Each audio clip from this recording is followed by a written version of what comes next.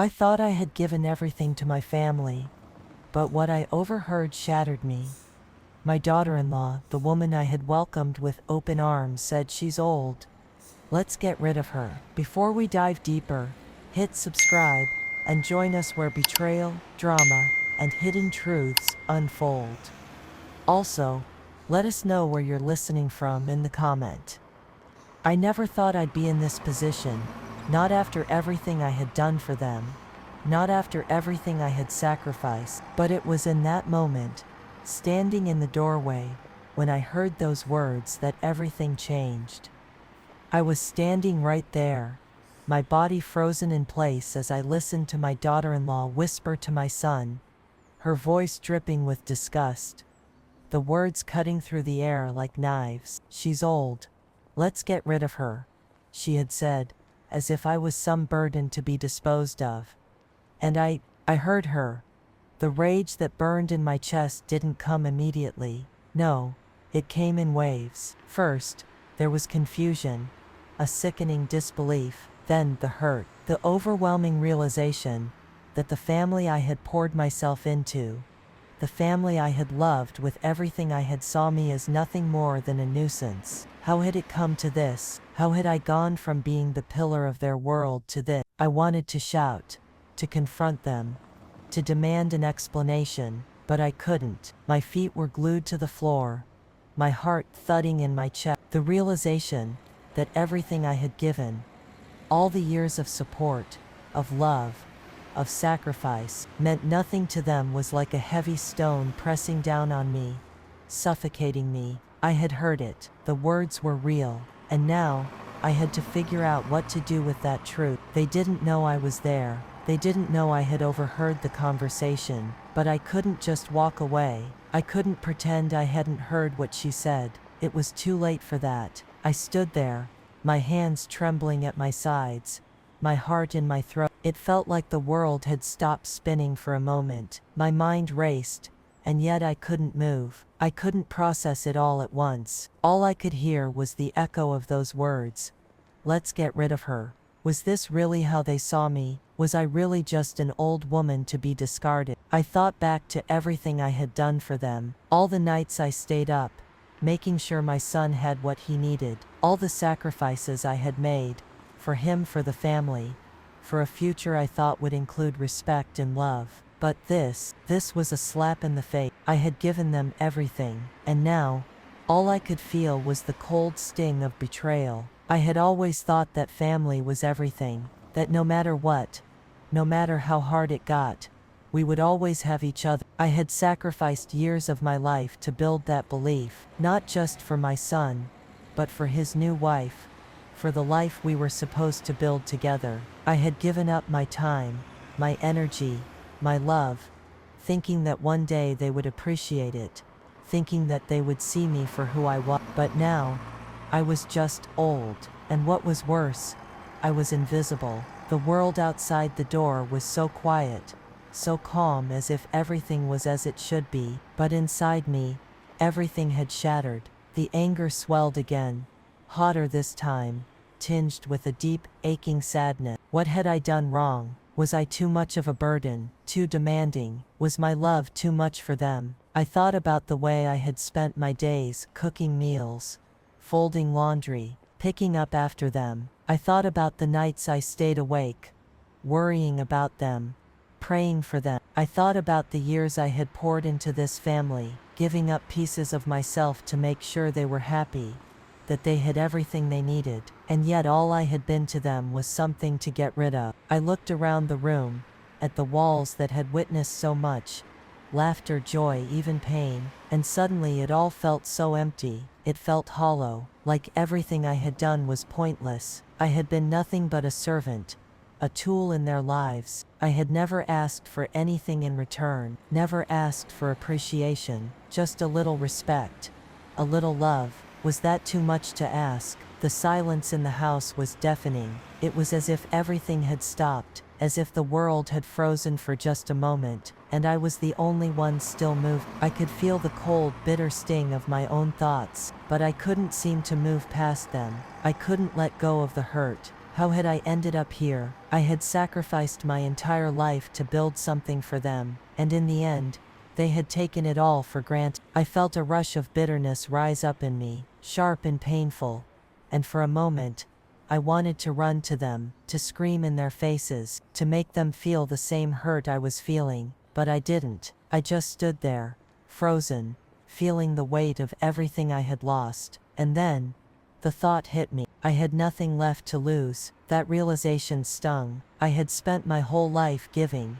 and now there was nothing left, no love to give, no respect to demand, just silence. The silence was deafening, but in that silence, something began to stir within me, something I hadn't felt in years. I had been silent for too long. I had allowed myself to be silenced by their words, by their actions, by their indifference. I had let them walk all over me, believing it was for the good of the family, believing that one day they would see me, would recognize all that I had done for them. But I was done being silent. I was done being invisible. I had always believed that family came first, that no matter the cost, no matter the sacrifice, love would triumph in the end. My life had been a testament to that belief. But now, standing in the silence of my home, I realized just how wrong I had been. I had spent decades giving my time, my energy, my heart, my soul, all for them, all for this family. I had shaped my entire existence around their needs,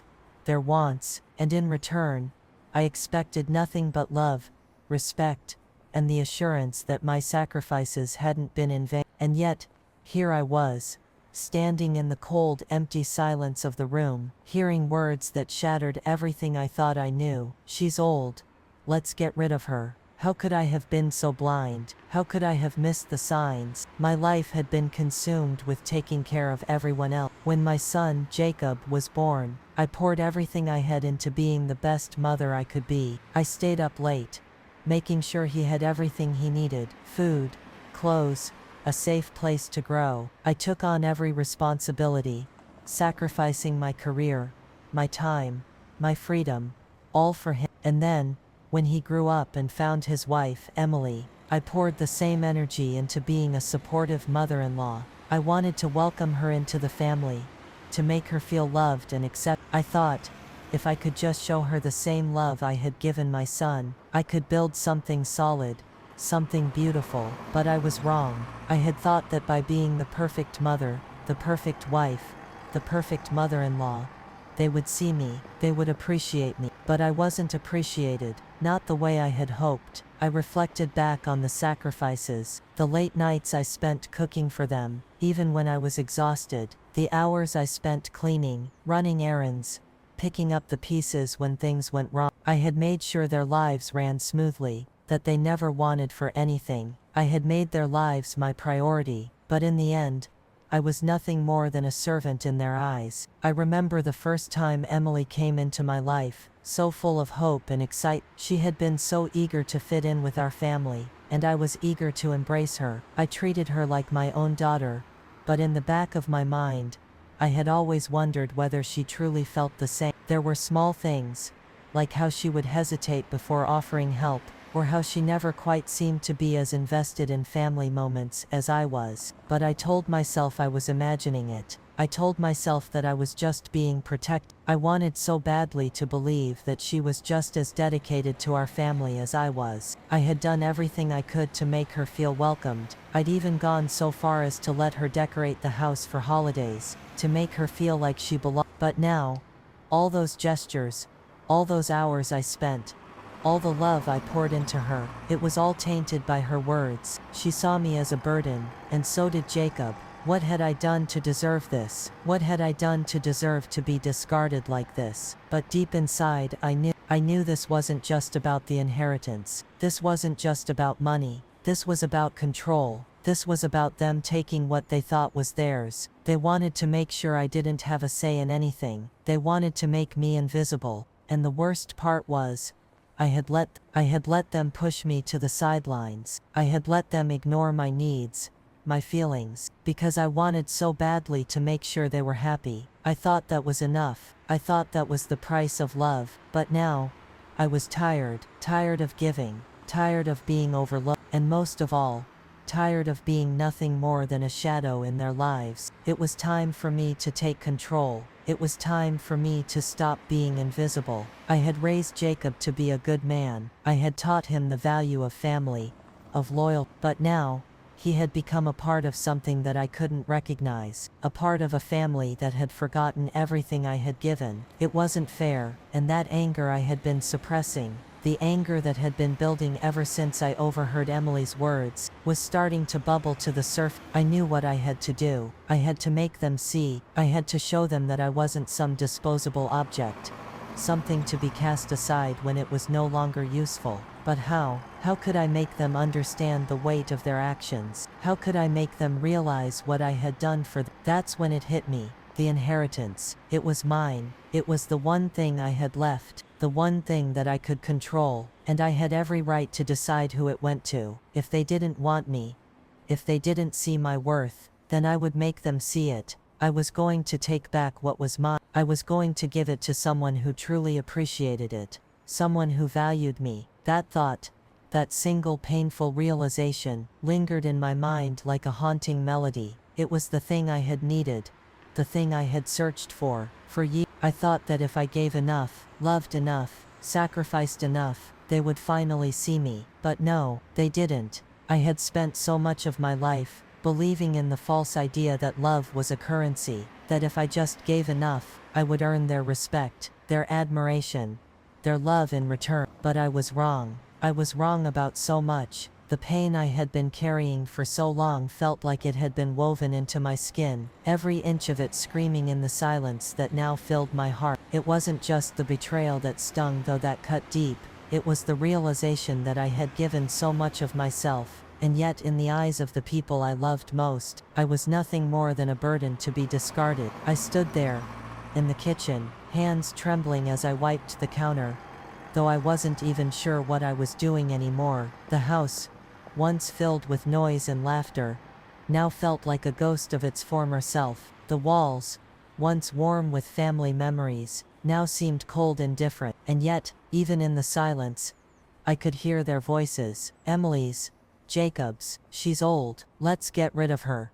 They weren't just words. No, they were truths I hadn't wanted to hear. Truths that shattered everything I had believed in. But I couldn't let it define me. Not anymore. For the first time in years, I took a deep breath. A breath I hadn't realized I had been holding in. I had given them everything, but now, I had to give something to myself. I had to take back what was mine, my dignity, my identity, and yes, the inheritance. I looked out the window, the soft evening light casting long shadows across the floor. The world outside was moving, changing, as always. Yet here I was, stuck in the same place, locked in the same painful cycle. But not anymore. I wasn't going to let their cruelty dictate who I was anymore. I had spent so long living for others, loving them, supporting them, making sure they were happy, and in return, I was nothing but a shadow, a figure in the background, there to serve but never to be seen. The anger that had simmered beneath the surface for so long now began to burn brightly. But it wasn't the explosive kind of anger. No, it was a quiet, focused rage. A rage that burned away the fear and self-doubt that had plagued me. I wasn't just angry at them. No, I was angry at myself. Angry that I had allowed myself to be silenced for so long. Angry that I had let them take so much from me without ever once considering what I needed. But now, the fire was different. This time, it wasn't about revenge for the sake of revenge. It was about self-preservation. It was about finding my voice again, finding the woman I had lost in the chaos of giving and giving. I thought of the inheritance, the house, the money, everything that was legally mine. Mine, not theirs. I had worked for it. I had earned, but somehow, I had always thought that if I just gave it all away, if I just gave enough, they would see me, they would appreciate me. But no, no more. This time, I wasn't giving in. I wasn't just going to hand over what I had built with my own hands, not without being seen, not without feeling like I mattered. It was as if the fog had cleared, and for the first time in ages, I could see clearly. I wasn't just a mother. I wasn't just a wife, I wasn't just a mother-in-law, I was me, and I was worth more than they had ever given me credit for. I walked into the living room, my hands still shaking, but now with purpose. I could feel the weight of the world on my shoulders, but I wasn't carrying it alone anymore. I wasn't waiting for them to change. I wasn't waiting for them to apologize. I had to change first. As I sat down, I pulled out the papers, the inheritance documents, the ones I had kept hidden for so long, unsure of when, or even if I would use them. But now, I had a reason. I took a deep breath, steadying myself. The anger wasn't gone, but it had transformed into something else, something colder, something calculated. This wasn't just about claiming what was rightfully mine, this was about making them understand. The pen felt heavy in my hand as I signed my name on the line. It felt like the first step of many, each one leading me to a future where I could finally own my life. Not for them, not for anyone else, but for me, and I would no longer apologize for it. I had never been one for confrontation. I had always believed that if you loved someone enough, if you gave enough, things would work themselves out. But now, standing in the kitchen, with the weight of Emily's words still echoing in my head, I realized how wrong I had been. For the first time in my life, I was angry. Really angry. I tried to ignore it at first. I told myself that maybe I had misheard her, that maybe it was a misunderstanding. I tried to push it aside, to focus on the other things that needed my attention. But no matter what I did, the words lingered in my mind, growing louder with every passing hour. She's old, let's get rid of her. How had it come to this? How had I gone from being the foundation of my family to being someone they couldn't wait to cast aside? I thought about the years I had spent taking care of them, all the meals I had prepared, all the cleaning, the organizing, the constant, unspoken effort to keep the family together. I thought about how many times I had dropped everything for them. No questions asked, no gratitude expected. I thought about how I had devoted my life to their happiness, only to be discarded when I was no longer useful. The anger started small at first, like a low flame flickering in my chest, but soon it grew, and I could feel it burn hot in my stomach. This was not just about the inheritance. This was about everything. The disrespect, the indifference, the betrayal. I had given so much. And for what? I had spent so many years defining myself by what they thought of me, by what I could offer them. But now, I realized that I had to define myself by what I needed. I had to take control. I had to stop waiting for them to see me, to love me the way I had loved them. I had to stop caring about their approval. And that's when the idea came to me. It wasn't just about the inheritance. It wasn't about the money or the property. It was about power, control. I had given up so much for them. And now, it was time for me to take something back. The more I thought about it, the more it made sense. Emily and Jacob had made their choice. They had made me the outsider, the burden. Well, I wasn't going to play by their rules anymore. If they wanted me gone, then I would make them understand the cost of that decision. I thought back to all the times I had put my own needs aside for them, all the times I had sacrificed my own happiness and comfort to make sure they were taken care of. But now, I realized something. They had never appreciated it. They had never understood the depths of my love for them. They had never truly seen me, and I had let them. I had let them dismiss me, ignore me, and take advantage of me. I had spent my life trying to prove my worth to them, trying to earn their affection, but no more. I didn't need them to validate me anymore. I didn't need their approval. I had spent so much time giving, so much time hoping they would see me, that I had lost sight of who I was, and that had to change. I walked into the living room and stood there for a moment, just looking around at the house that had been my home for so long. I thought about all the memories, all the laughter and love that had filled these walls, and I thought about how easily it had all been thrown away, how easily I had been replaced, But I wasn't going to be replaced anymore. I wasn't going to be invisible anymore. I sat down at the desk, my hands shaking slightly as I pulled out the papers, the inheritance paper, the legal documents that I had been holding on to for so long, never really thinking I would need them. But now, they were my ticket, my way of regaining control. I looked at the papers, my heart pounding in my chest. For the first time, I realized just how much power I had, not just over the inheritance, but over my own life. I had spent so many years letting other people dictate who I was, what I could have, and what I was worth. But now, I was taking that power back. I didn't care what Jacob or Emily thought. I didn't care if they were angry or if they tried to fight me. I was done being their doormat. I was done being the one who always gave, always sacrificed, always tried to make things work. It was time for me to make things work for me. I picked up the pen, my hands still trembling slightly, and I signed my name at the bottom of the page. The decision was made, but as the ink flowed, I felt a strange sense of calm wash over me. It was as if, with that single act, I had somehow sealed my fate. My fingers hovered over the page for a moment longer, a final fleeting doubt trying to push its way to the surface. But I crushed it. I couldn't afford to hesitate anymore. Not now.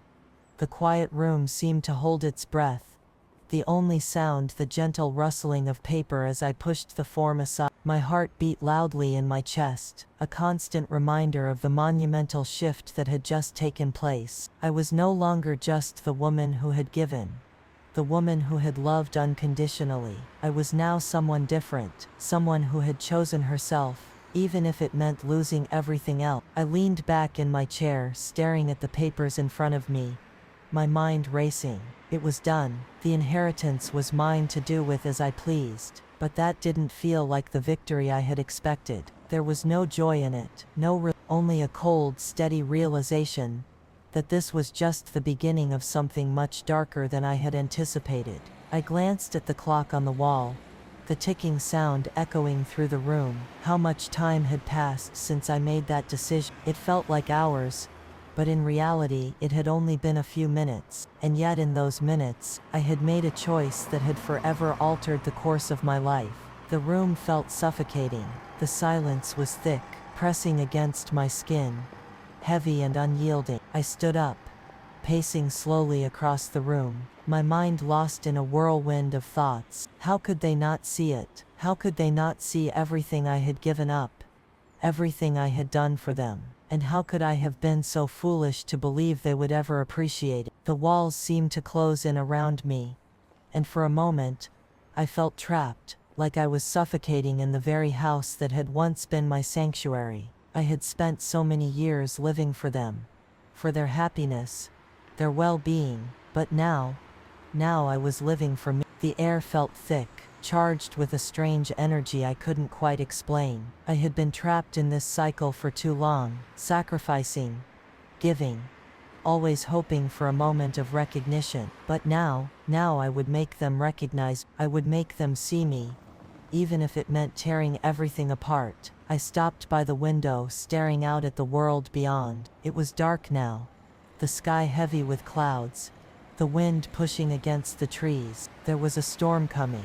I could feel it in my bones, but it wasn't just the weather, it was me. I had unleashed something inside myself that I hadn't known was there, a storm of my own making. My eyes wandered back to the papers on the desk. The decision was made. There was no going back now. I thought about the family I had tried so desperately to hold together, the love I had given them, the countless nights I spent wondering if I had done enough. I thought about how, after everything, I was still just a burden to them. I thought about the hurt I had tried to bury, the feelings of being unseen and unimportant. And as the weight of that realization settled on my chest, I understood something. I understood that the decision I had made wasn't just about the inheritance. It was about something far deeper. It was about self-respect. For the first time in years, I was choosing myself. I was demanding to be seen, and that was the hardest part, because I knew that once I had signed those papers, there was no going back. There was no undoing the damage that would follow. I had hurt them, and yet in some way, I had also freed myself from their expectations, from their judgment, from their indifference. I was no longer just the woman who had given everything for their happiness. I was someone new, someone who could stand on her own, but standing on my own came with a price. I could feel the weight of the upcoming confrontation building inside me. It wasn't just the legal battle with Emily. No, it was more than that. It was everything I had been avoiding for so long. The guilt, the anger, the betrayal, all of it had been bubbling beneath the surface, waiting for this moment. But even as the storm within me grew, I didn't feel fear. I felt something else, something I hadn't felt in a long time. Power, the power that came from making my own choices, from finally taking control of my own life. I had lived in the shadow of others for so long. I had been silenced by their expectations, by their demands. But now, I was stepping into the light, and that light was blinding. It was overwhelming, but it was mine. I stood there for a long time, my fingers resting lightly on the paper. It was done. The decision had been made. The path I was on was now set in stone, and there was no turning back. The days following our confrontation were a blur. I could feel the silence stretching between us, thick and uncomfortable, like a wall that had suddenly sprung up overnight. I wasn't sure if it was guilt or resentment that kept them away, but I wasn't going to chase after them anymore. Not this time. I had made my decision, and in that moment, I realized something I hadn't before. It wasn't the money that mattered. It wasn't the house. It wasn't even the inheritance. What mattered was that I had finally done something for myself. For once, I wasn't waiting for them to acknowledge me. I wasn't waiting for them to validate my choices. I had taken control, and I had to live with that. But then, one evening, everything changed. It was late. The house was quiet, as it often was now, the silence stretching long into the night. I had been sitting in the living room, trying to read, but my thoughts kept circling back to that conversation with Emily and Jacob. I had hoped they would come around, hoped that time would heal the rift, but there was no time for hope anymore. I had to face the consequences of what I had done. That's when I heard the knock. At first, I thought it was just the wind, a stray noise coming from the night outside. But then, there it was again, a sharp knock, followed by the sound of a soft shuffle. I stood up and walked to the door, my heart pounding in my chest. Who could it be at this hour? I peered through the peephole, expecting to see one of them, Emily, or maybe Jacob, but instead, I saw someone else entirely, Mr. Harris, the lawyer. I hesitated for a moment, wondering why he would be here, so late, unannounced. But then, I remembered. The inheritance, the papers, my signature. I opened the door and he stepped inside without a word. His face was serious, his eyes dark with something I couldn't quite place. I motioned for him to sit, trying to read him, but there was nothing to read. He was unreadable, as always. "What's going on, Mr. Harris?" I asked, my voice steady, though my stomach was a knot of nerves. He sat down slowly, placing a folder on the coffee table between us. It was thick, bulging with what I knew were legal documents, papers that carried more weight than I had expected. "I'm afraid there's been a development," he said, his voice low, measured. "A legal challenge from your daughter-in-law."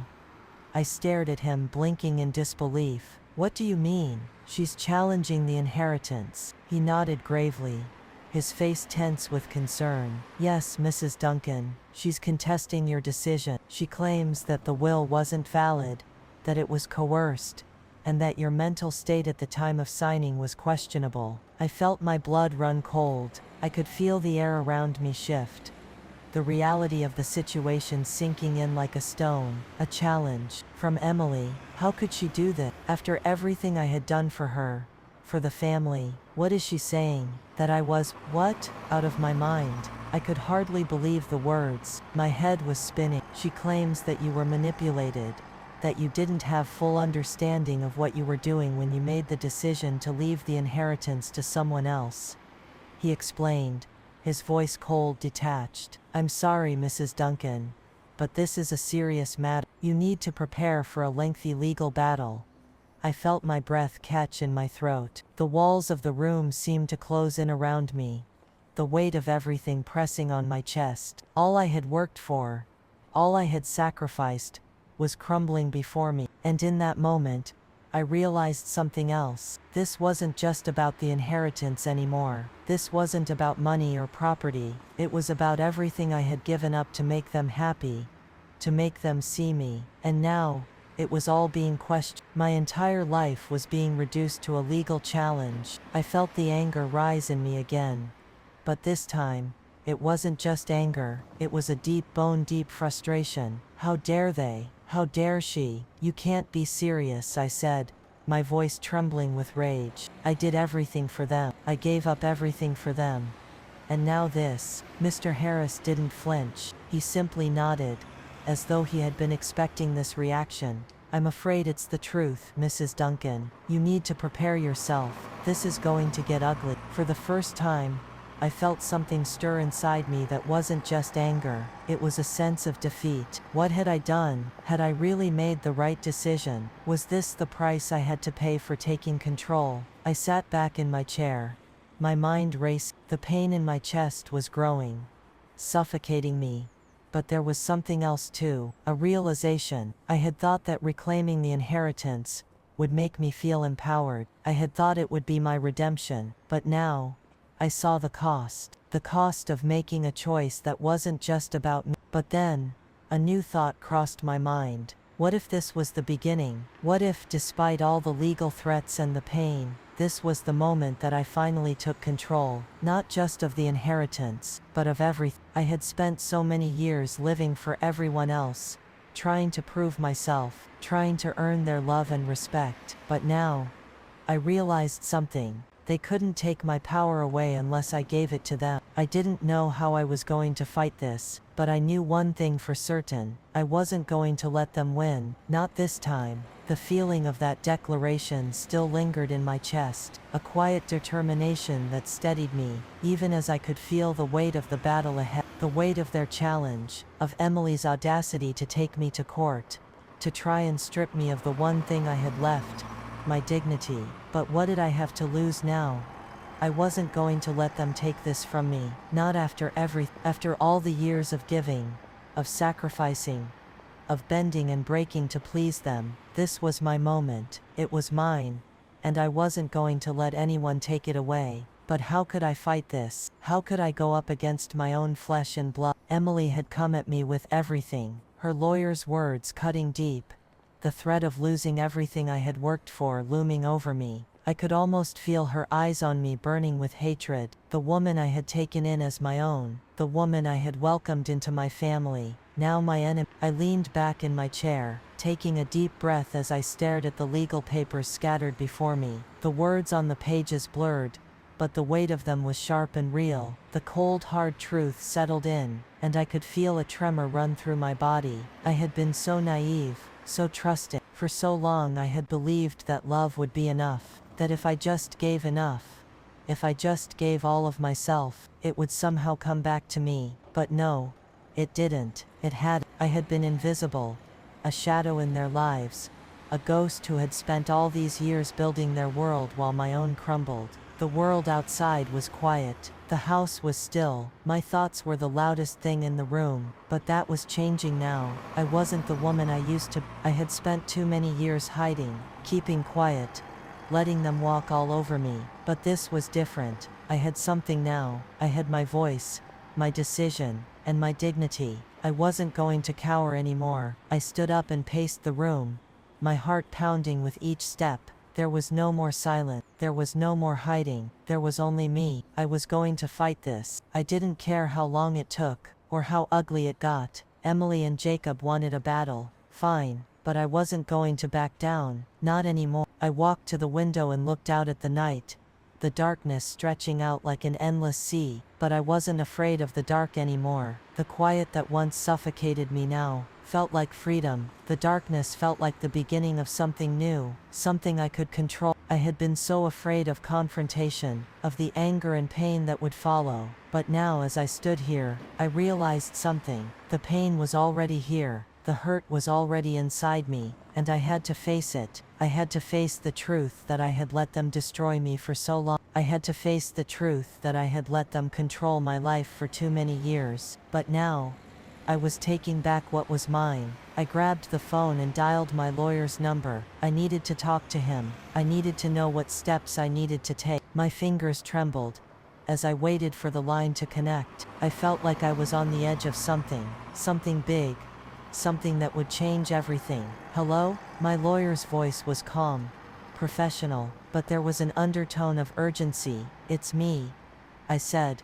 my voice tight. "I'm ready to fight." There was a pause on the other end of the line. "Are you sure? Because once you move forward with this, there's no going back. It's going to get ugly." "I'm sure," I replied, my voice steady now. I've never been more sure of anything in my life. I hung up, my heart still pounding, but now there was a sense of clarity, a sense of purpose. This wasn't just about the inheritance. It wasn't about the money, the house or the property. It was about me. It was about my life, my self-respect. I could feel it in my chest, the pulse of something new, something stronger than the anger and bitterness I had been holding on to for so long. This was the moment I had been waiting for, the moment I had been searching for, even without knowing it. And as I stood there, staring at the papers before me, I knew one thing. I wasn't going to let them win. Not this time. Not anymore. The days after the hearing passed in a haze, a blur of emotions and realization. The silence from my family was deafening, but it was no longer something I feared. I had made my choice, and now, there was no turning back. The court had sided with me, but what did it matter? The inheritance wasn't what I had sought. I had sought control, and for the first time, I realized something vital. I had been giving away pieces of myself for so long, pieces I never got back.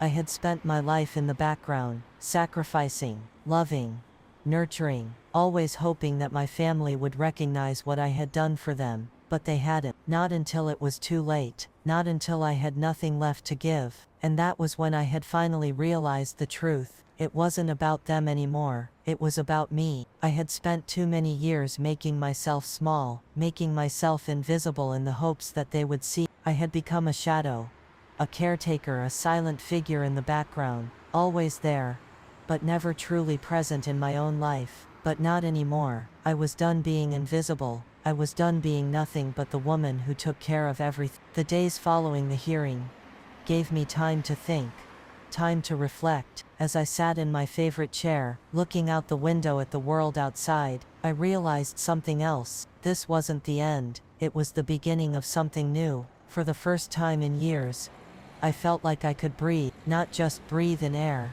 but breathe in life. I could feel the weight lifting off my chest, the suffocating pressure of expectation, of being used. No longer was I bound by the need to please everyone else. No longer was I defined by their view of me. I walked through my house, running my fingers along the furniture, the walls that had witnessed my every sacrifice. It felt different now. The silence didn't feel so empty anymore. It felt mine. I wasn't scared of it. I wasn't hiding from it. I could sit with it, reflect in it, and let it shape me. I stood in front of the mirror looking at myself. For the first time in a long time, I really saw me. I wasn't the mother, the wife, the mother-in-law, who had to hold everything together. I wasn't the person who had to sacrifice herself for the sake of others. I was just me, and that was enough. There was no more shame, no more guilt. I wasn't perfect. I didn't have all the answers, but I was starting to learn that I didn't need to be perfect. I just needed to be true to myself. I could feel the change in me. Deep down, I wasn't broken anymore. I wasn't angry anymore. I wasn't seeking revenge or validation. I was simply moving forward, one step at a time, embracing the life I still had. I had given so much of myself to everyone else for so long. It was time to start living for me. And just like that, everything felt lighter. The anger, the hurt, the regret, They didn't vanish. But they weren't heavy anymore. They no longer defined me. A few weeks later, I received a letter from Emily. I hadn't expected it. Not after everything. I almost didn't open it. But something inside me urged me to. It was short. It was simple. I'm sorry for everything. I've realized how much you've done for us, how much you've sacrificed. I was wrong to push you away. I don't expect forgiveness. But I hope one day we can talk. I stared at the letter for a long time, the words sinking in. Part of me wanted to pick up the phone and call her. Part of me wanted to scream at her for everything she had put me through. But instead, I folded the letter and placed it on the table. I didn't need to forgive her, not yet, but maybe.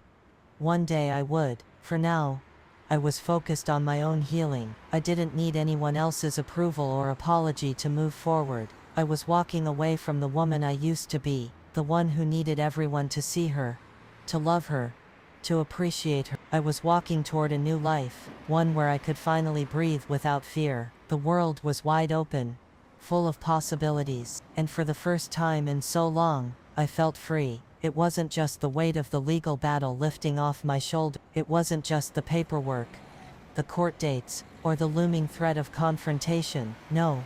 It was something deeper than that, something I hadn't felt in years, something I had forgotten was even possible. I stood there, staring out the window, the night sky dark but dotted with stars. The wind rustled the trees outside, carrying the faint scent of rain, and I could feel the air shift. It was like something inside me had shifted too. It had taken so much for me to get here, so many years of silence, of self-sacrifice, of giving without asking for anything in return. But now, I was finally taking control of my own life. It was exhilarating, yes, but it was also terrifying. For the first time, I wasn't waiting for someone else's approval. I wasn't hiding behind the mask of the perfect mother, the perfect mother-in-law, always giving, always trying to make things work. I wasn't waiting for someone to tell me I had done enough. I had done enough, and I didn't need them to tell me that. I had spent so long living for everyone else, that I had lost myself in the process. But now,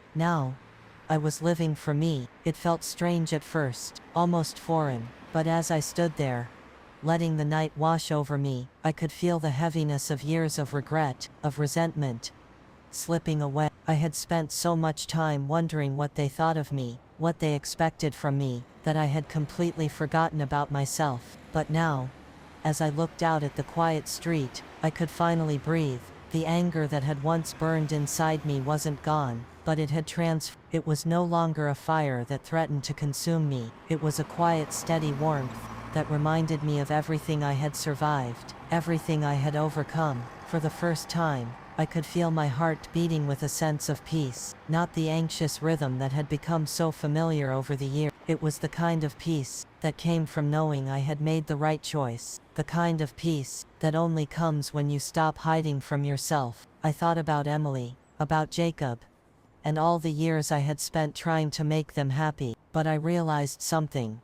They had never asked me what I wanted. They had never asked me what I needed, and I had let that slide. I had let their needs, their demands, but not anymore. I wasn't going to beg for their love. I wasn't going to beg for their approval. I had done that for so long, and now, I could finally let it go. I could let go of the anger, the resentment, and the disappointment. I could finally let go of the idea that I had to prove my worth to anyone. I had always believed that love and sacrifice were the answer, but now, I knew differently. Self-respect, that was the answer. Self-love was the answer. And as I stood there, feeling the stillness of the night around me, I realized that I wasn't alone, not anymore. I had spent so much time trying to fit in with them, trying to be the person they wanted me to be, that I had forgotten who I was. But now, I knew I was me, and that was enough. I could feel the tears welling up.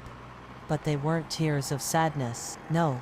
They were tears of relief. Tears of relief. I had let go of the past, of the shame, of the guilt. I had reclaimed my life, my identity, and no one could take that from me. I walked into the living room, the soft hum of the house surrounding me. For the first time, I could hear it, the quiet, the stillness. It wasn't oppressive anymore. It wasn't lonely. It was just peaceful. I sat down on the couch, my hands resting gently on my lap. I could feel the air shift again, as if everything in the room was waiting for me to finally be at peace. I looked around the room, at the life I had built. It wasn't perfect, and it hadn't always been easy, but I had survived, and I was still here, and that, I realized, was enough. There was no more battle to fight, no more sacrifices to make. I had made the hardest decision of my life, and it was the one that had set me free. I felt alive, and for the first time, I wasn't afraid. I never thought I'd have to fight for my own worth, but here I am, stronger than I ever imagined. The hardest lesson I learned was that healing starts when you stop waiting for others to define you. You have to choose yourself. Here at RL's Circle, your story matters too. What would you do if the world turned its back on you? Would you keep fighting, or would you walk away? Let us know in the comments below. And don't forget to hit subscribe so you don't miss the next chapter of betrayal, healing, and the truth that always finds a way to the surface.